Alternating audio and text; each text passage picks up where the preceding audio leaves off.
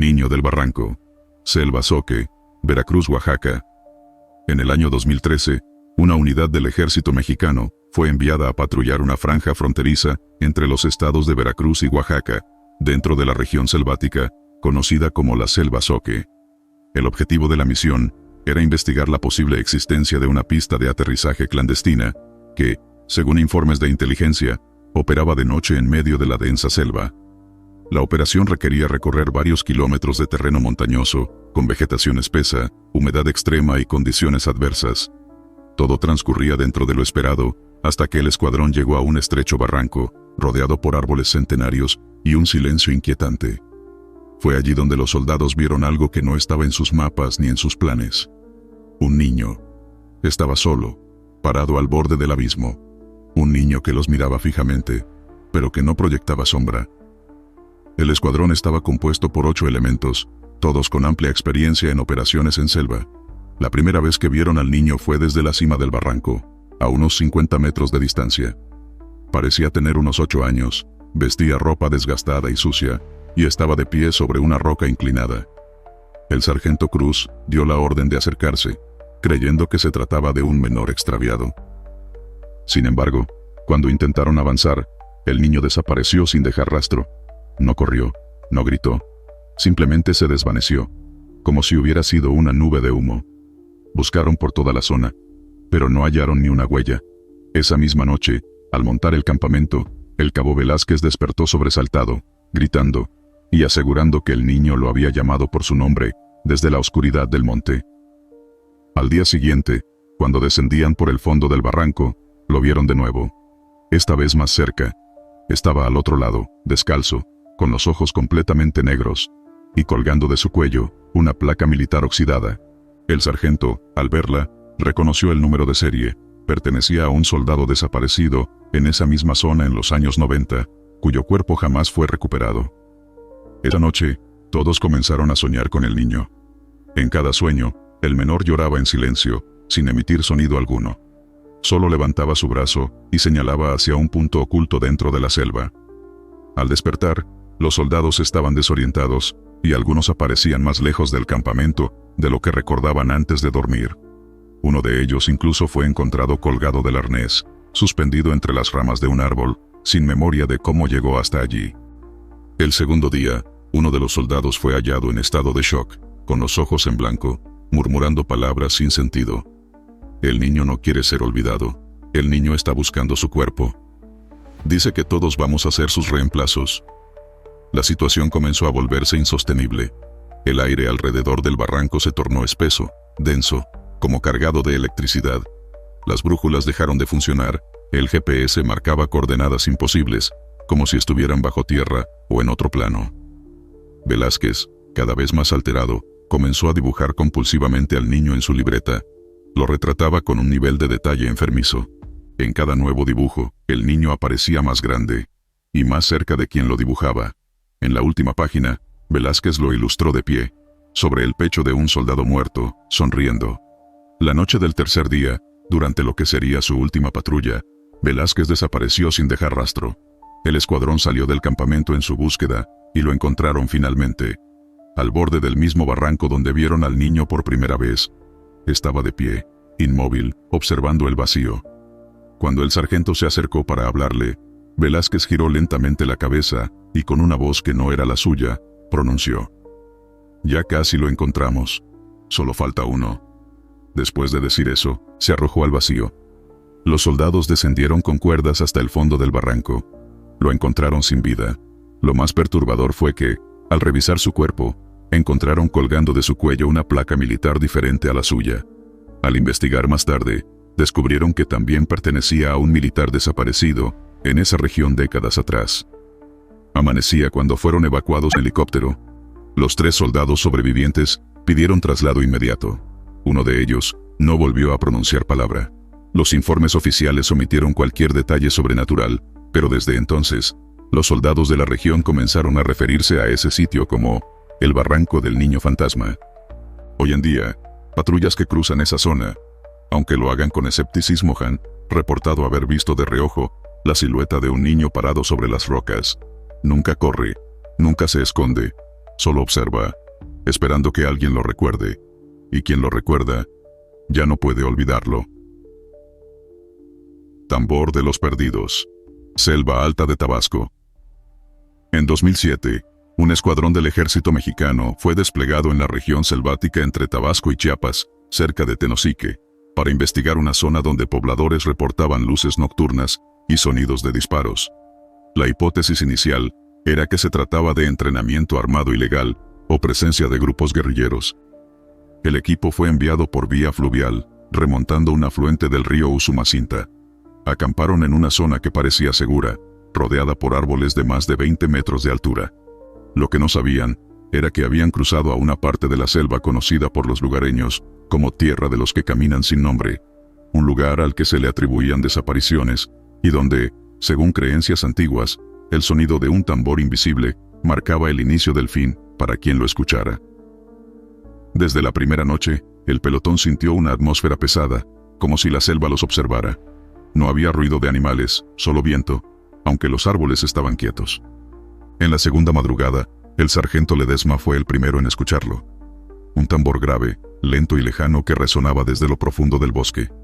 Lo describió como una especie de tam-tam repetitivo, sin melodía, casi hipnótico. Pensaron que era parte de algún ritual indígena, pero la fuente del sonido nunca se acercaba ni se alejaba, simplemente se mantenía constante, como si la selva lo amplificara. Esa noche, el soldado Avilés despertó con los ojos desorbitados.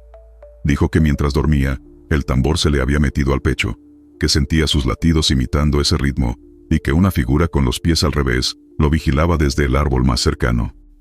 Lo amarraron por precaución, pues comenzó a golpearse el pecho al compás del tambor, repitiendo que no debía dejar de sonar.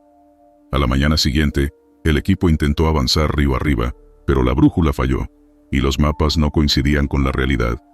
Daban vueltas en círculos, siempre regresando al mismo punto, y el tambor seguía sonando, ahora más fuerte. Durante la tercera noche, el soldado Gallardo se perdió. Lo buscaron durante 3 horas, hasta que lo encontraron a la orilla del río, desnudo y cubierto de lodo. Sostenía una máscara tallada en madera, y tenía los ojos vendados con hojas de palma tejidas. Al retirárselas, sus pupilas estaban dilatadas por completo, y no hablaba. Solo murmuraba con voz infantil. No los oigan. El tambor llama a los que están vacíos, y ustedes ya están vacíos. El comandante ordenó evacuar, pero cada intento por regresar al punto de inserción terminaba en fracaso. El tambor no dejaba de sonar. Uno de los soldados juró haberlo escuchado dentro de su casco, aunque no llevaba nada puesto. Desenlace. La última noche fue la peor.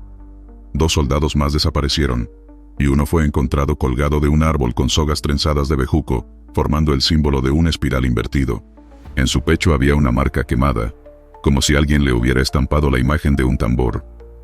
Cuando al fin fueron rescatados vía aérea, el piloto reportó interferencia en la radio, que venía con un ritmo de tambor.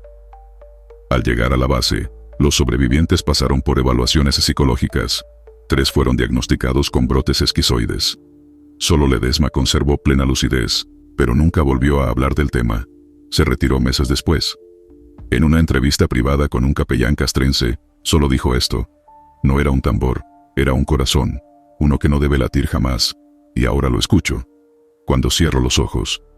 Los documentos oficiales clasificaron la misión como inconclusa, por condiciones topográficas extremas. La zona fue cerrada a operaciones posteriores. Hasta hoy, los pescadores del área aseguran que, en ciertas madrugadas sin luna, puede escucharse un tambor lejano desde el corazón de la selva. Quienes lo oyen, no deben responder. Quienes lo siguen, no regresan. Puerta entre las raíces. Selva de Montes Azules, Chiapas. En 2015, una brigada de reconocimiento del ejército mexicano fue asignada a una misión de patrullaje ambiental en la reserva de la biosfera Montes Azules, en la zona más densa y protegida de la selva lacandona. El objetivo era documentar puntos de acceso utilizados por taladores ilegales y establecer rutas seguras para futuras operaciones. El grupo fue dirigido por un oficial experimentado que ya había participado en despliegues en Oaxaca y Guerrero. Lo acompañaban 8 elementos, 2 de ellos con entrenamiento en supervivencia en selva. Sin embargo, la experiencia no fue suficiente cuando, entre la maleza, encontraron lo que jamás debieron haber tocado. Una puerta hecha de raíces vivas, incrustada en un árbol milenario. Un umbral, hacia algo que nunca fue hecho para ojos humanos. Desarrollo. La misión comenzó sin novedades. Las primeras 2 noches fueron tranquilas, aunque marcadas por el incesante sonido de la fauna nocturna. El tercer día, al internarse en un sector poco cartografiado, uno de los soldados notó algo extraño. Un árbol gigantesco, de al menos 20 metros de alto, que parecía tener un hueco en su base. Pero al acercarse, notaron que no era un hueco cualquiera. Era una puerta perfectamente delineada, como si cientos de raíces se hubieran entrelazado para formar un marco. El interior estaba completamente oscuro, como si absorbiera la luz. Ningún animal se acercaba al árbol. El aire alrededor era más frío, y había un olor a tierra podrida. Uno de los soldados, Silva, metió la mano por curiosidad. Al sacarla, tenía la piel erizada y los dedos entumecidos. Dijo que había sentido algo al otro lado. Algo que respiraba. A pesar de las advertencias del oficial, al caer la noche, Silva desapareció. Dejó su mochila y fusil frente a la puerta. Al día siguiente, lo buscaron por horas. No había rastro de huellas, pero en la base del árbol encontraron una figura de barro, idéntica a Silva, con los ojos cerrados. Y justo después, comenzaron los verdaderos horrores. Uno a uno, los soldados comenzaron a tener visiones. Algunos decían ver a Silva parado entre los árboles, observándolos. Otros escuchaban su voz en las radios apagadas, susurrando frases sin sentido. Uno aseguró que lo vio abrir los ojos, dentro de la figura de barro. Esa noche, todos soñaron lo mismo. Una sala subterránea, iluminada por raíces fosforescentes, donde personas sin ojos se sentaban en silencio frente a un altar hecho de huesos, y en el centro, la misma puerta de raíces, pero abierta, latiendo como un corazón. Al despertar, otro soldado había desaparecido, y en su lugar, otra figura de barro fue hallada frente al árbol. Desenlace. El oficial decidió abandonar el área. Intentaron cortar una de las raíces para marcar la zona, pero la navaja se quebró al contacto. El árbol parecía protegerse a sí mismo. De regreso, mientras cruzaban una quebrada, el cabo Rodríguez comenzó a sangrar por los ojos y cayó al suelo. Al revisarlo, encontraron en su espalda una marca de nacimiento nueva, con forma de espiral abierta. Nadie entendía cómo había aparecido. Solo 4 hombres salieron de la selva. Fueron evacuados en helicóptero tras un llamado de emergencia. Uno de los sobrevivientes no hablaba. Otro lo hacía en un idioma desconocido. Ambos fueron internados.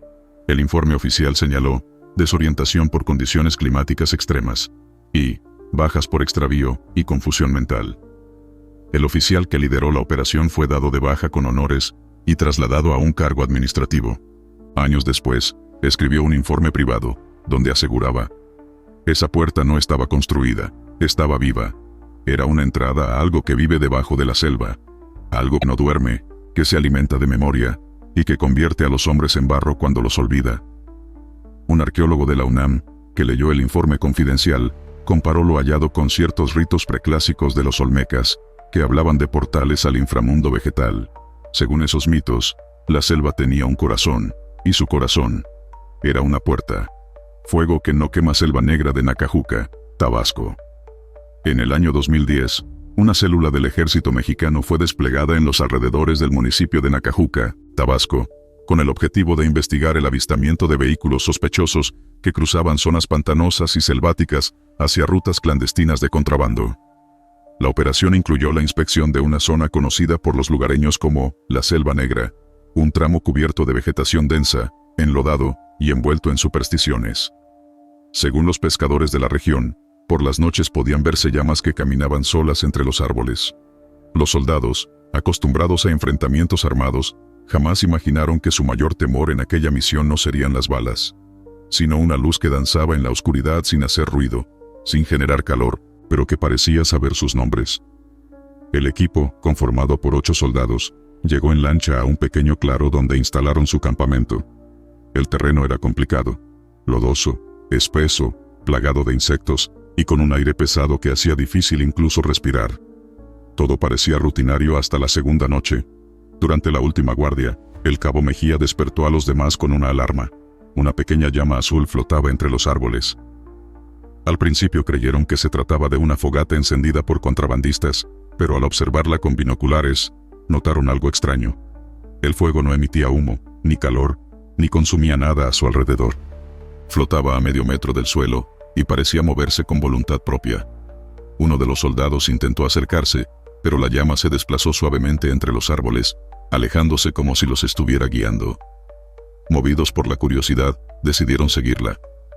Avanzaron cerca de 500 metros entre raíces y pantano, hasta encontrarse con una estructura antigua, semiderruida y cubierta de bejucos.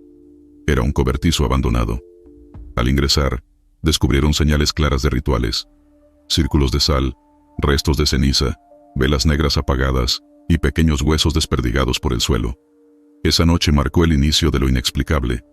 Campos, uno de los soldados, confesó que al cerrar los ojos, veía la llama flotando sobre su rostro, susurrándole frases en un idioma desconocido. Al despertar, no recordaba lo que había escuchado. Otro compañero juró haber visto cómo la llama se introdujo en el pecho de Mejía durante su turno, y por unos segundos, sus ojos brillaron en un tono azul intenso. Desde entonces, Mejía comenzó a comportarse de forma extraña. Hablaba en voz baja, como si conversara con alguien invisible, y pasaba horas mirando fijamente al cielo, sin pestañear. Al cuarto día, desapareció sin dejar rastro. Lo único que encontraron fue su ropa perfectamente doblada, junto a una marca circular quemada en el lodo. Lo inquietante era que el lodo no se endureció, ni se secó, ni se calcinó.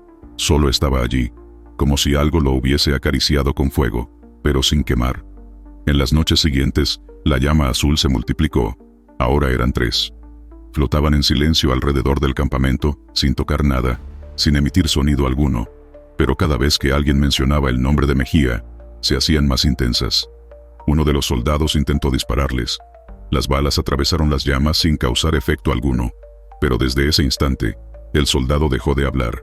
No había daño en sus cuerdas vocales, no había herida física ni trauma aparente, pero nunca volvió a pronunciar palabra. Cada vez que alguien decía la palabra fuego, sus ojos se llenaban de pánico. Decidieron evacuar la zona de inmediato. Al tomar el mismo camino de regreso hacia la lancha, notaron que el entorno había cambiado. El sendero parecía más estrecho, los árboles más altos, y todos los sonidos de la selva habían desaparecido. No se escuchaban aves, ni insectos, ni siquiera el viento. Solo el crujir del lodo bajo sus botas, y el susurro del fuego, que ahora todos podían oír, incluso sin verlo. Al llegar al punto de extracción, vieron una figura de pie sobre la lancha. Era Mejía. Estaba completamente cubierto por fuego azul, de pies a cabeza. No gritaba, solo sonreía. Cuando intentaron acercarse, su figura explotó en un destello silencioso. No hubo calor, no hubo restos. Solo quedó un olor dulzón, como a madera recién quemada. Y una palabra escrita en ceniza sobre el casco de la lancha: aquí.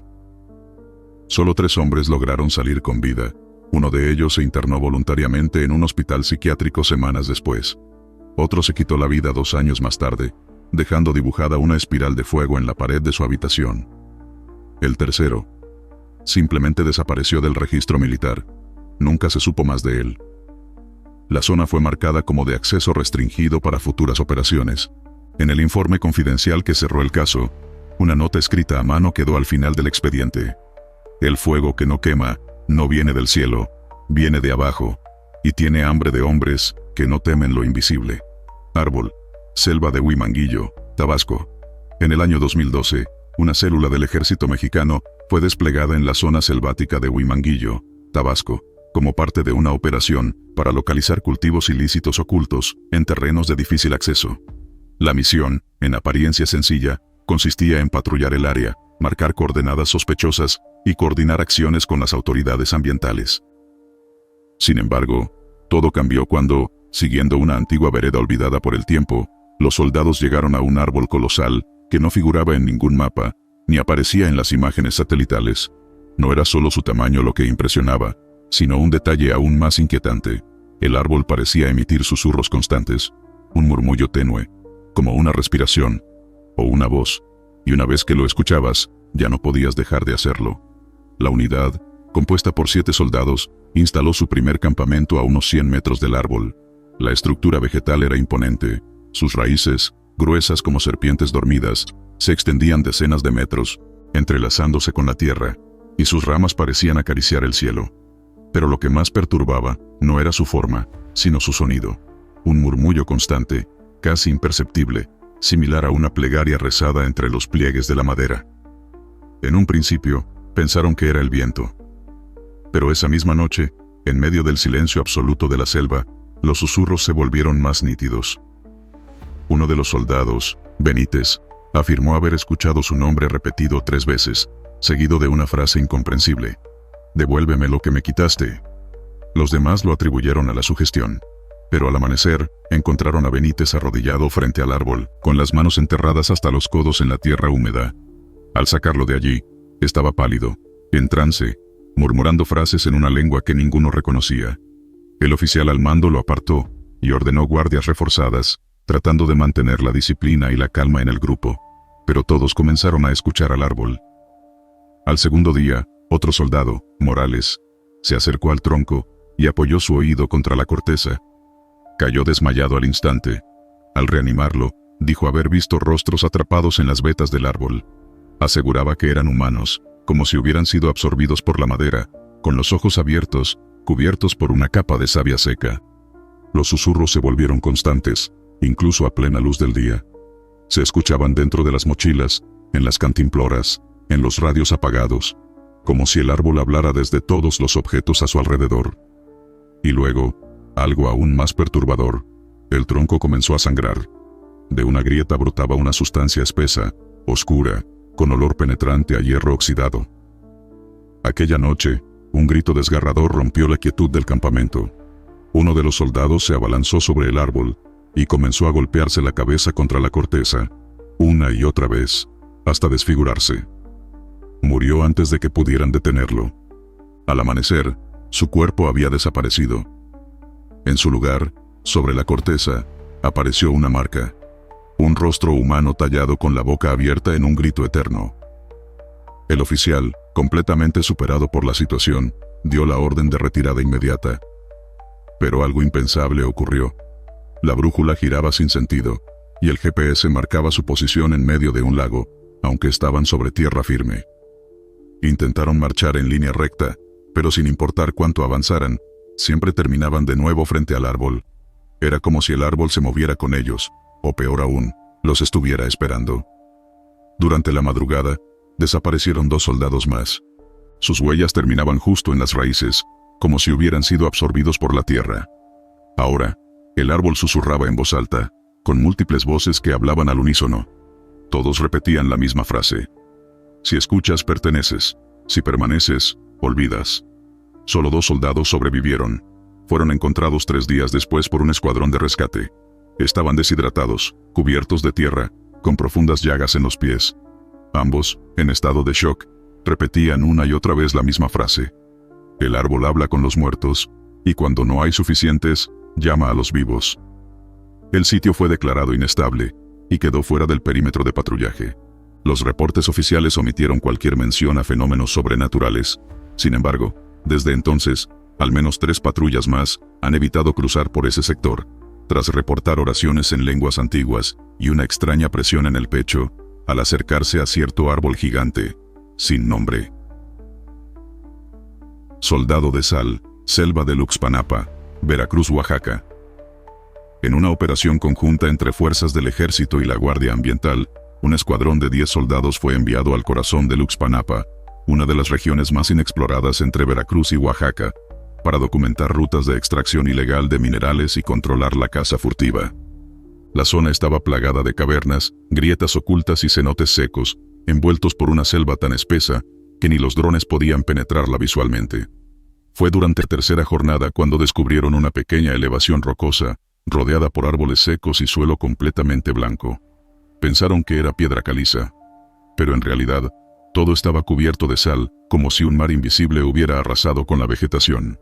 Y en el centro de ese terreno extraño, hallaron algo imposible: una estatua de sal con forma humana, perfectamente erguida y armada con un fusil militar oxidado. La figura parecía haber sido tallada con extremo detalle. Era un hombre de uniforme completo, en posición de descanso. Lo extraño era que llevaba insignias actuales del ejército mexicano. La escuadra pensó que podía ser una obra olvidada por algún artista, hasta que el soldado Pérez notó algo escalofriante. Las insignias no estaban esculpidas. Eran reales. Estaban incrustadas en la sal, como si la figura las hubiera llevado puestas cuando se endureció. El sargento ordenó inspeccionar el área. La tierra estaba salinizada, muerta. No había insectos ni sonidos. Pérez tocó la figura con la punta del fusil, y parte del rostro se desmoronó, dejando caer una mezcla de cristales de sal y fragmentos de piel humana momificada. Esa noche, el silencio fue absoluto. A media madrugada, los soldados empezaron a tener espasmos mientras dormían. 2 de ellos despertaron jadeando, gritando que algo estaba de pie junto a ellos, observándolos. Al revisar el campamento, no hallaron nada, hasta que una nueva figura de sal apareció entre los árboles. No estaba allí el día anterior. Era más pequeña, como en formación, y tenía un cinturón táctico moderno. Esa misma noche, el soldado Romero desapareció sin dejar rastro. Al amanecer, donde dormía, solo quedó una línea de sal trazada en el suelo con forma humana. Durante las siguientes horas, nuevas estatuas aparecían, una al borde del río, otra junto a la tienda de comunicaciones, y una tercera justo frente a la entrada de una cueva cercana. El oficial pensó en evacuar, pero el GPS se desactivó por completo. La brújula giraba como loca. Intentaron prender fuego al lugar, pero las llamas se apagaban como si el aire estuviera impregnado de humedad invisible. Cuando uno de ellos disparó al torso de una de las estatuas, la bala rebotó. Pero una grieta se abrió en su propio brazo, como si hubiera sido herido él, no la figura. Al cuarto día, los hombres ya no hablaban entre ellos. Sus labios estaban resecos, y sus manos, cubiertas de costras blancas. Uno de ellos comenzó a arrojar sal por la boca. Otro, al frotarse la frente, vio que su sudor dejaba cristales tras secarse. Entendieron que algo los estaba transformando, lentamente, por dentro. El sargento escribió en su bitácora: las figuras no están hechas de sal, son sal. Son soldados que fueron antes. Y nosotros vamos en camino. Cada uno de nosotros ya tiene una copia parada en la selva. Solo 2 hombres fueron extraídos una semana después por helicóptero, deshidratados, en estado de shock. Ambos fueron llevados a hospitales militares. El resto fue dado por desaparecido. Uno de los sobrevivientes se suicidó 3 meses más tarde. El otro fue encontrado muerto en su vivienda, completamente cubierto por una capa de sal, sin una gota de sangre en el cuerpo. Las autoridades militares cerraron el área. Los archivos oficiales hablan de infección ambiental severa, pero los lugareños cuentan otra historia, que los brujos antiguos de Luxpanapa maldecían con sal a los invasores para que sus cuerpos quedaran como advertencia. Y hasta hoy, si caminas por ciertas rutas abandonadas en esa parte de la selva, puedes verlas, figuras inmóviles, erguidas entre los árboles, con botas militares y ojos vacíos, esperando, convirtiéndose. Gritos del Pozo, Selva de los Tuxtlas, Veracruz. En 2006, una unidad militar fue enviada a la región selvática de los Tuxtlas, en Veracruz, para realizar una operación de monitoreo de actividad ilegal, relacionada con el saqueo de zonas arqueológicas no registradas. Acompañaban a un grupo de expertos en georradar y antropología, ya que la misión también tenía fines de resguardo cultural. Todo iba conforme a lo planeado, hasta que localizaron una estructura de piedra, en medio de la vegetación. Un pozo profundo, sin agua, oculto entre raíces gruesas, y cubierto por musgo. Uno de los arqueólogos aseguró que esa formación no era maya ni olmeca, sino mucho más antigua. Los soldados, sin saberlo, habían desenterrado una garganta de la tierra que jamás debió abrirse. El pozo tenía más de 20 metros de profundidad, con paredes talladas con símbolos espirales y formas humanoides sin rostro. La temperatura bajaba drásticamente al acercarse. El grupo de soldados armó campamento a escasos metros, mientras los expertos bajaban cámaras y sensores para revisar su interior. Fue entonces cuando empezaron los sonidos. Primero fue un eco, luego un murmullo, hasta convertirse en gritos desgarradores que venían del fondo del pozo, como si alguien cayera eternamente. El soldado Ramos, encargado de la guardia nocturna, fue el primero en romper. Dijo que escuchaba una voz que repetía su nombre desde abajo, con la misma voz de su madre, muerta hacía años. La noche siguiente, varios soldados comenzaron a oír voces, distintas cada una. Unos escuchaban a sus hijos, otros a sus esposas, y uno juró escuchar a sí mismo pidiendo ayuda. Todos esos sonidos venían del pozo, que no dejaba de resonar aunque no hubiera viento. El oficial a cargo intentó sellar la estructura con una lona pesada y ramas, pero a la medianoche, la lona fue arrancada violentamente, sin que nadie se acercara. El pozo seguía allí, más oscuro que nunca. Al tercer día, el arqueólogo principal desapareció. Sus notas hablaban de una tumba que no contiene cuerpos, sino ecos, y de un mito antiguo que advertía: no debes escuchar tu propia muerte. Al revisar los equipos, notaron que el georradar había detectado una cavidad aún más profunda bajo el pozo, como un templo subterráneo, o algo que respiraba.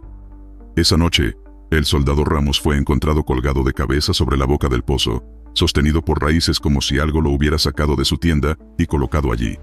Estaba vivo, pero en estado catatónico. Solo decía una frase en bucle: ya bajé, ya bajé, ya bajé. La decisión fue unánime: evacuar. Pero al intentar regresar por el mismo camino, las señales en los árboles habían desaparecido, los senderos se confundían y las brújulas no funcionaban.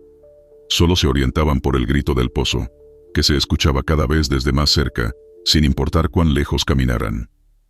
Una noche antes de ser rescatados por helicóptero, otro soldado desapareció. A la mañana siguiente, lo encontraron dentro del pozo, parado de pie sobre una repisa interna a más de 15 metros de profundidad, mirando hacia arriba sin parpadear con una sonrisa forzada. Al subirlo con cuerdas, encontraron en su espalda la marca de una mano, pero la mano tenía 7 dedos. El informe oficial nunca habló del pozo. Declaró desorientación geográfica y afectación psicológica por condiciones adversas.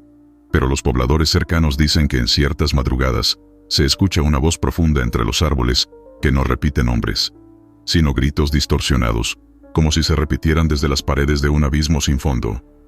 Hoy, el sitio aparece en los mapas militares como Zona Cero Eco, pero quienes han patrullado cerca dicen que, si te acercas demasiado, empiezas a oír algo familiar. Un lamento, un llamado, tu propio grito, desde el futuro. Hombre del Lago Verde, selva de la Canja Chansayap, Chiapas. En 2016, una unidad de reconocimiento del ejército mexicano fue enviada a la zona selvática de la Canja Chansayap, dentro de la reserva de la biosfera Montes Azules, con la tarea de patrullar las inmediaciones del río La Canja.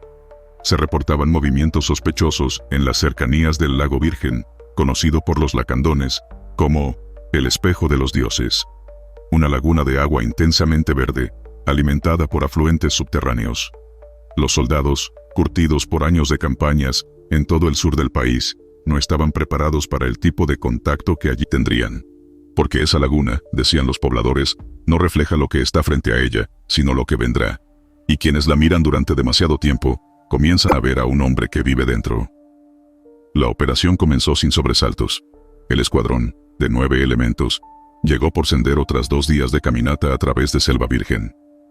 Al establecer el campamento a orillas del lago, quedaron cautivados por el color del agua, verde intenso, inmóvil, como cristal derretido, sin un solo insecto volando sobre ella.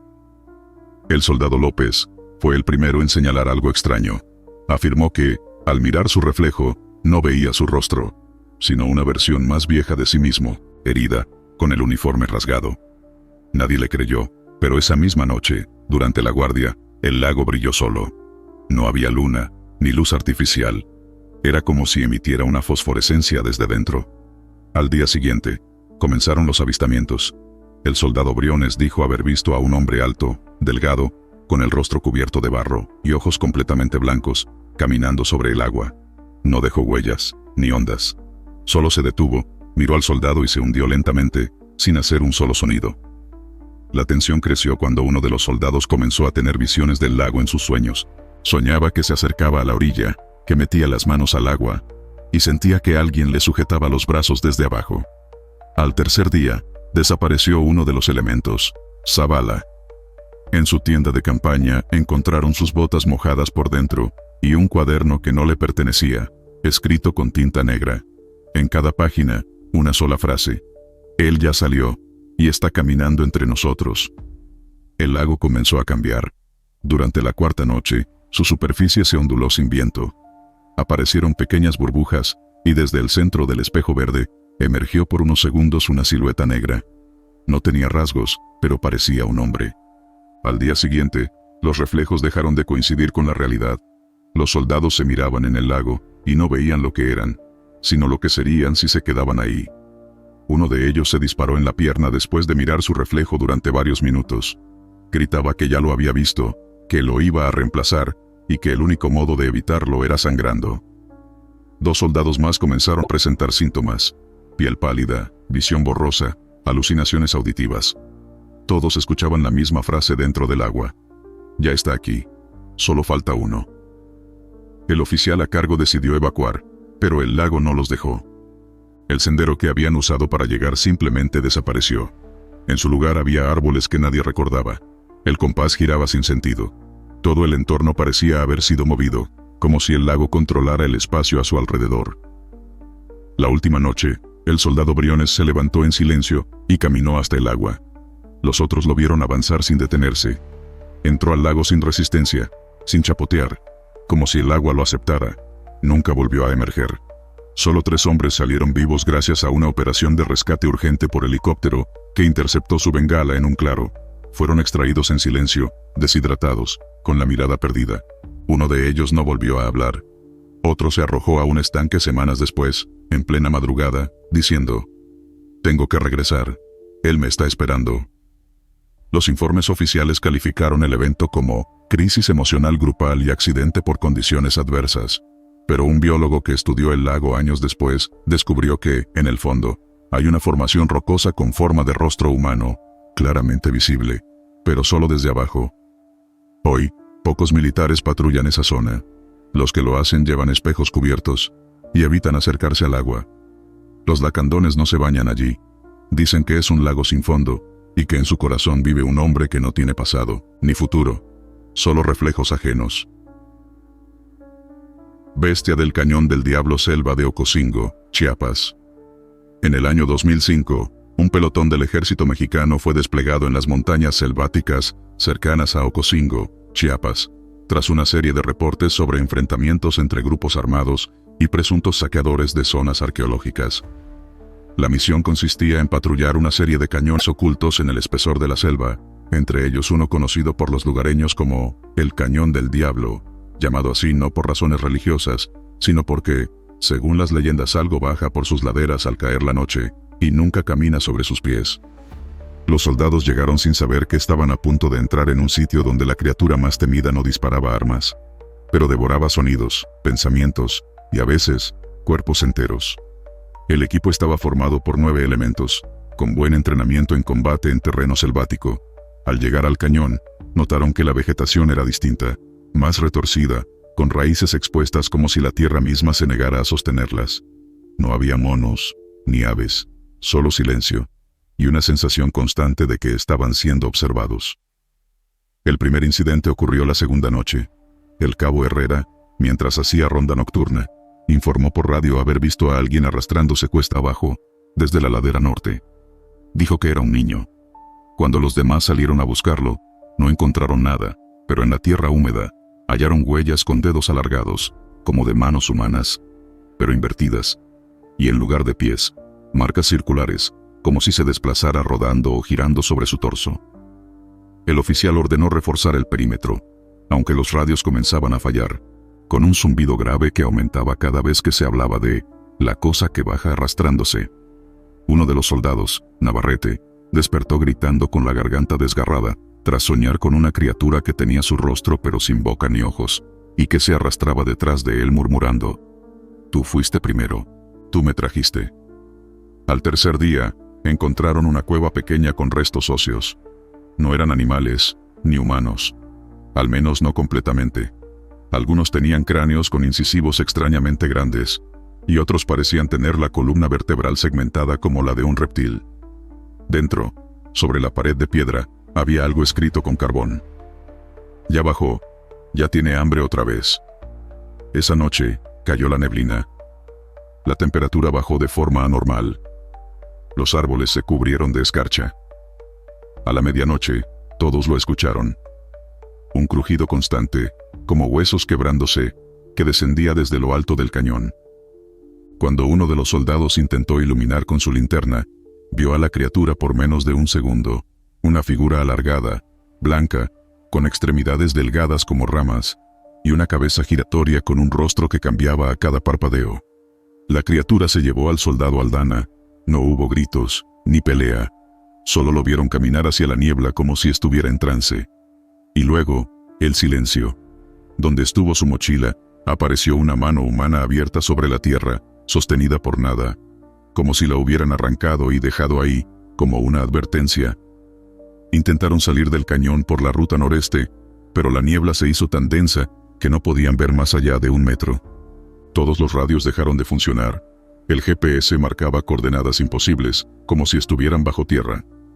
Uno de los soldados comenzó a hablar con la voz de su compañero muerto. Al amanecer, cuando la niebla se disipó, faltaban 3 hombres. Y frente a la entrada de la cueva, ahora había una figura hecha con huesos y ramas, amarrada con cordones de los mismos uniformes que usaban. En la boca del cráneo, sobresalía una placa militar. Solo 4 elementos salieron con vida después de 1 semana. 2 fueron retirados por causas médicas. 1 sufrió daño cerebral por trauma psicológico. El último, el oficial a cargo, fue internado voluntariamente tras afirmar que, cada vez que escuchaba ramas crujir en el campo, sentía como algo lo llamaba por su segundo nombre, uno que nunca había dicho en voz alta. Hoy en día, el Cañón del Diablo está fuera de los mapas de patrullaje.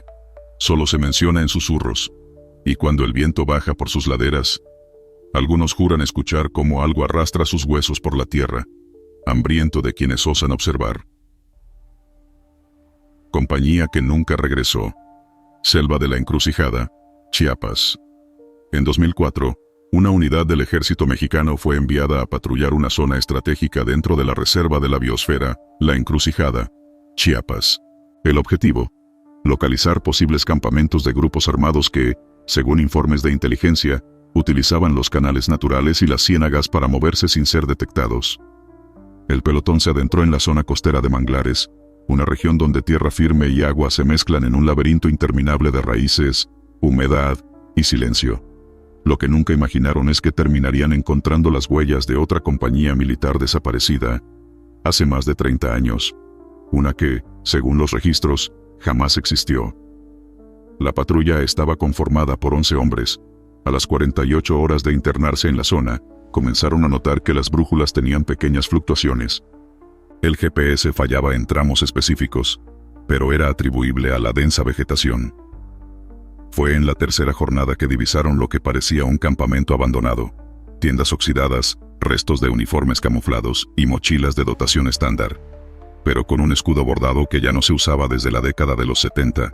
También hallaron cascos con matrículas ilegibles, carcomidas por la humedad, y libretas de notas con fechas entre 1971 y 1973.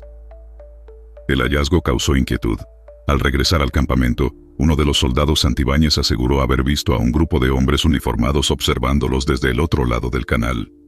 Nadie más los vio. Pensaron que eran sombras o el reflejo del agua, hasta que encontraron huellas frescas que no eran suyas. Al revisar las libretas de notas antiguas, leyeron lo siguiente: estamos rodeados. No hacen ruido, pero no se van. Uno de los nuestros cruzó el canal y nunca regresó. Dicen que si escuchas el silbido, ya es tarde. Esa noche, se escucharon silbidos. Suaves, largos, como si alguien soplara una melodía a través de un hueso hueco. 3 soldados se despertaron al mismo tiempo, diciendo que habían visto su propio cuerpo durmiendo, desde fuera. Todos temblaban. Uno vomitó. Otro comenzó a escribir frases en su libreta, con letra que no era suya. Al amanecer, el soldado Vega no estaba. No había señales de lucha, pero su equipo estaba intacto. En el suelo había huellas mojadas de botas militares distintas a las suyas, más pequeñas y antiguas. Al buscarlo, encontraron una grabación en su radio. Una voz, seca, distorsionada, pero clara, decía: nos quedamos, ustedes también. Aquí no hay salida. Aquí todo regresa. Durante el siguiente día, el pelotón comenzó a ver dobles de sí mismos. Sombras con su forma exacta cruzaban entre los árboles. Uno de ellos disparó al reflejo de lo que juró era su propio rostro mirándolo desde el canal. Nadie lo contradijo. El comandante intentó ordenar la retirada, pero cada camino que tomaban los regresaba al campamento antiguo. Un árbol marcado reaparecía varias veces. Incluso los cadáveres que enterraron fueron encontrados de nuevo, fuera de la tierra, con los ojos abiertos. Uno de los soldados Martínez comenzó a hablar en voz baja con alguien invisible, llamándolo mi otro yo. Decía que había otra compañía, idéntica a la suya, atrapada en un bucle, repitiendo los mismos pasos, muriendo una y otra vez. Solo 3 hombres fueron extraídos por helicóptero tras una semana sin contacto. Uno murió por infección pulmonar severa. El otro se suicidó en una base militar días después. El tercero, el comandante, no volvió a patrullar. En un informe confidencial, escribió una sola frase: no eran ellos, éramos nosotros, pero de antes. Y si no salíamos, nos convertiríamos en los que esperaban en la otra orilla. Desde entonces, la zona fue marcada como de valor ecológico extremo y cerrada a operaciones terrestres, pero los pescadores de la región dicen que, en algunas noches sin luna, se escuchan silbidos, y que, si caminas cerca de ciertos canales, puedes ver hombres con uniformes viejos, parados firmes, esperando a sus relevos. Luz. Entre la Ceiba Selva Maya, de Quintana Roo. En 2011, un escuadrón del ejército mexicano fue desplegado en la Selva Maya de Quintana Roo, cerca de la frontera con Belice, para monitorear posibles cruces de tráfico ilegal de armas y personas. La zona, densa y prácticamente inaccesible, estaba llena de árboles ceibas gigantes, veneradas por los pueblos mayas como puertas al inframundo, el Xibalbá. La misión parecía de rutina hasta que, una noche, una luz blanca apareció entre las ceibas. No era una linterna, no era una bengala. Era una luz suspendida en el aire, estática, como si flotara entre los árboles sin razón aparente. Y a partir de ese momento, la selva dejó de comportarse como selva. El escuadrón estaba formado por 9 soldados. El primer avistamiento ocurrió en la segunda noche. El cabo González, durante su turno de guardia, vio la luz por primera vez. Medía unos 2 metros de alto, flotaba inmóvil y tenía forma de gota invertida. No proyectaba sombra ni iluminaba el entorno. Parecía emitir su resplandor hacia adentro, como si absorbiera más que irradiar. Pensando que era algún dispositivo de los contrabandistas, decidieron acercarse. Pero cada vez que caminaban hacia ella, la luz se alejaba unos metros más, manteniendo la misma distancia. El soldado Hernández logró dispararle un tiro de advertencia. El proyectil desapareció en el aire, sin eco, sin rebote, sin impacto. A la mañana siguiente, encontraron una ceiba joven completamente quemada desde la base, y junto a ella, un uniforme militar que no pertenecía a ninguno de ellos, con el número de serie borrado por completo. Dentro de uno de sus bolsillos, había un mensaje escrito con carbón en una hoja seca. No la sigan. Ella no olvida. Ella busca reemplazo. Desde ese día, comenzaron los eventos extraños. El sargento Reyes soñaba con árboles que hablaban entre sí. El soldado Camacho afirmaba escuchar una voz femenina que lo llamaba desde el interior del tronco hueco de una ceiba cercana. Uno de los árboles, incluso, apareció con símbolos mayas grabados que no estaban ahí la noche anterior. La luz volvió cada noche. Aparecía en un lugar distinto, a veces arriba, a veces al ras del suelo. Algunos soldados empezaron a despertar en lugares diferentes al de su tienda, como si alguien los hubiera arrastrado sin dejar rastro. Uno fue hallado con raíces enredadas en sus tobillos, aunque no había vegetación cerca. Hernández, el que disparó, fue encontrado en estado de shock, con los ojos completamente en blanco. Murmuraba que ella está bajo tierra y usa la luz para elegir a quién bajar. El oficial decidió evacuar. Al intentar retroceder la ruta de inserción, el camino había cambiado. Todo era diferente. Los mismos árboles parecían haber crecido o moverse, como si no quisieran que se marcharan. El sol se ocultaba antes de tiempo, y la luz ahora lo seguía. Una noche antes del rescate, González se acercó a la luz por voluntad propia. Caminó directo hacia ella. Los demás lo vieron detenerse frente a la ceiba más alta. La luz lo envolvió por completo y desapareció. En su lugar, el árbol comenzó a llorar savia negra por una grieta nueva en el tronco. Cuando los rescatistas los encontraron, todos estaban con los ojos vendados. Ellos mismos se habían tapado los ojos con tela. Cuando les preguntaron por qué, uno de los soldados respondió: si no la ves, no te escoge. Si la ves, ya no puedes mirar otra cosa. Hoy, esa zona está marcada como área restringida por actividad biológica sensible. Pero los pocos que se atreven a entrar, aseguran haber visto una luz suspendida entre los árboles, donde no hay electricidad, ni caminos, ni rastro humano. Y algunos juran que los árboles allí susurran nombres de soldados que jamás regresaron. Eco que respira selva de El Triunfo, Chiapas. En el año 2003, Un escuadrón de élite fue enviado a la reserva de la biosfera El Triunfo, Chiapas, para ejecutar una misión de rescate. Un grupo de biólogos que realizaba monitoreo ambiental dejó de enviar señales por radio. Se temía un posible secuestro o accidente, por lo que se activó un operativo militar urgente. Los soldados, preparados para todo tipo de combate en selva, se adentraron en la zona de niebla alta, una de las más inaccesibles del país. Sin embargo, no encontraron rastros de violencia, sino un fenómeno imposible, un eco que no solo repetía los sonidos, sino que parecía responder con vida propia. La misión comenzó con normalidad. El clima era húmedo, la visibilidad escasa, y los caminos se desdibujaban por la niebla constante. El primer contacto con lo extraño ocurrió en la segunda noche. El soldado Rivas, mientras verificaba el perímetro, escuchó una voz que le gritaba desde el este. ¡Rivas! ¡Ayuda! Corrió hacia el sonido, pensando que era uno de los científicos. Pero al llegar, solo encontró su propio nombre gritado, por su propia voz. Desde ese momento, comenzaron a escuchar sus propias palabras devueltas con retardo, pero ligeramente modificadas. Uno de los soldados lanzó un ¿quién anda ahí? Swing y la respuesta, segundos después fue aquí estoy. Pero tú no eres tú. Pensaron que era algún fenómeno acústico, pero las voces comenzaron a adelantarse. Respondían antes de que alguien hablara. Uno dijo, vámonos ya, y el eco contestó, ya es tarde. Encontraron el campamento de los biólogos. Estaba intacto. Tiendas armadas, comida sin tocar, documentos científicos, pero ni un solo cuerpo. Solo un cuaderno abierto, con la última anotación escrita con trazo tembloroso.